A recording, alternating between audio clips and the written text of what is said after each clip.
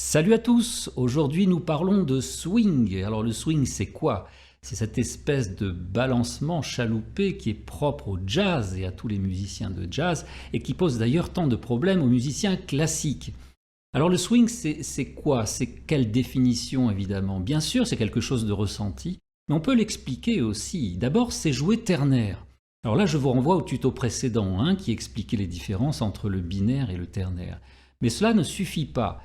Le swing, c'est aussi une accentuation différente, c'est-à-dire un phrasé différent, une façon de jouer les phrases, d'approcher son instrument, de toucher son instrument de façon différente. Et c'est ce que nous allons voir aujourd'hui.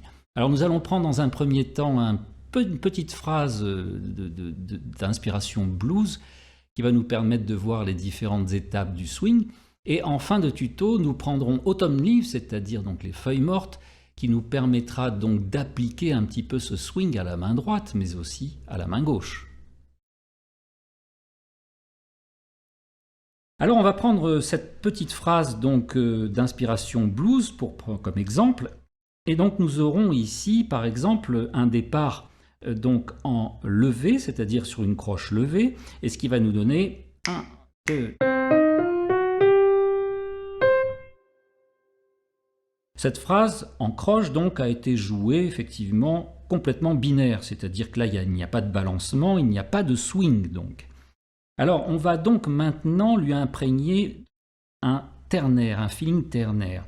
Autrement dit, je le rappelle ici, toutes les croches qui sont donc en levé sont les valeurs brèves et les croches qui sont sur le temps sont les valeurs longues. Donc le swing c'est aussi donc en ternaire une alternance entre valeurs brève et longue ou longue et brève inversement. Alors ici, comme la première croche étant levée, on le voit ici demi-soupir croche, eh bien cette croche sera la valeur brève et ainsi de suite, on alternera longue, brève, longue, brève.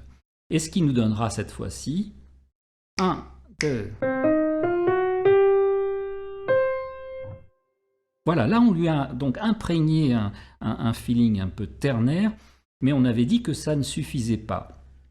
On a remarqué que finalement, dans le jazz, la plupart des notes accentuées et des croches accentuées étaient les croches en levé, c'est-à-dire la deuxième partie à chaque fois de chaque temps. Alors si on applique ça avec un accent un petit peu plus prononcé donc sur la levée, nous pouvons obtenir 1, 2...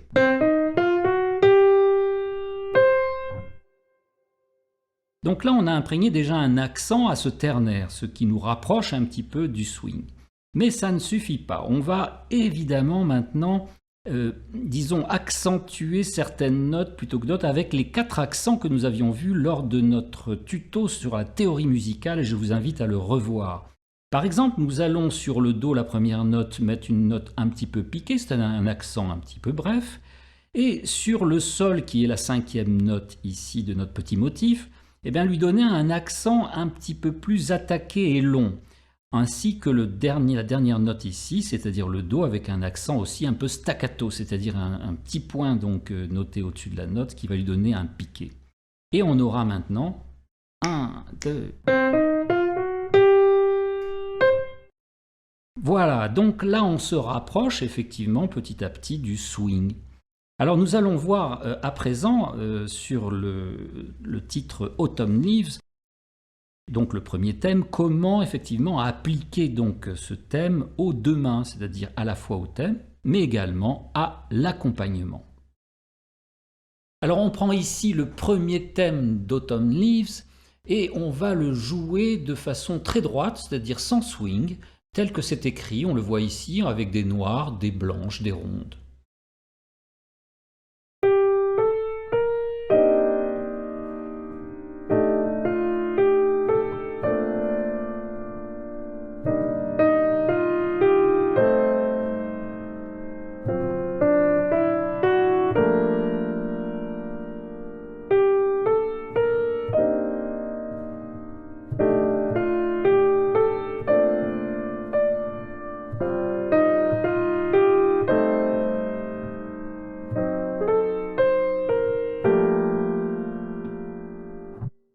Voilà, ce premier thème a été joué complètement droit, donc avec des noirs, des blanches et des rondes, sans aucun swing.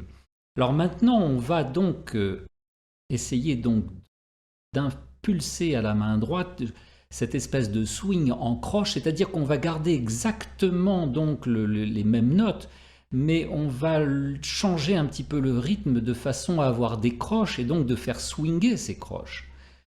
Et nous ne toucherons pas pour l'instant à la main gauche qui, elle, se contente évidemment d'un accord sur chaque premier temps de chaque mesure.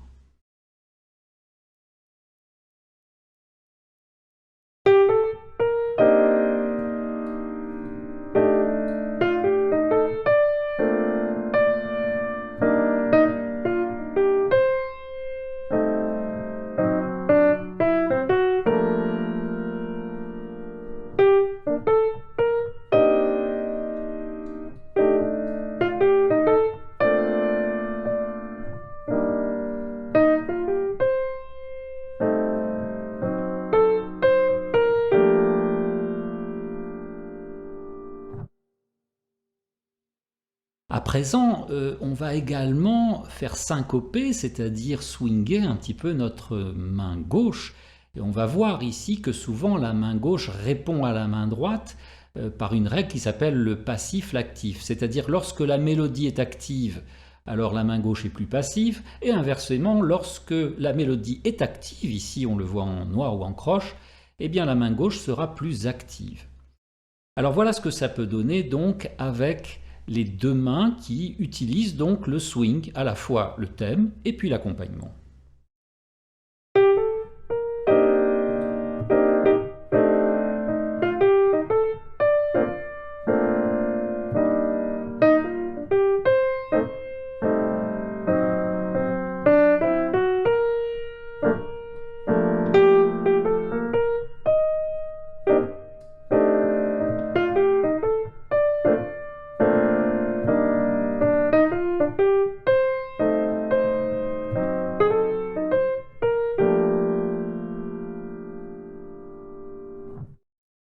Voilà.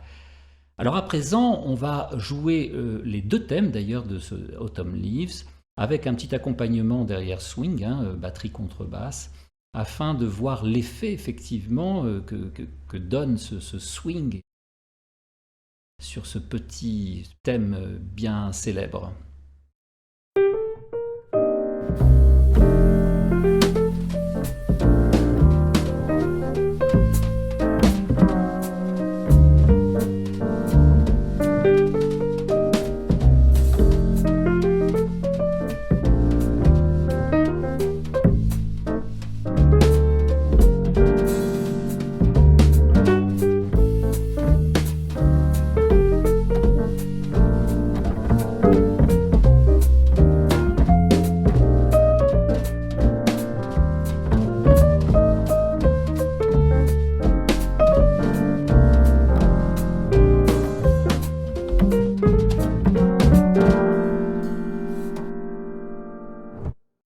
Voilà, j'espère que ce petit tuto vous aura aidé à comprendre et à ressentir ce qu'est le swing si propre aux musiciens de jazz.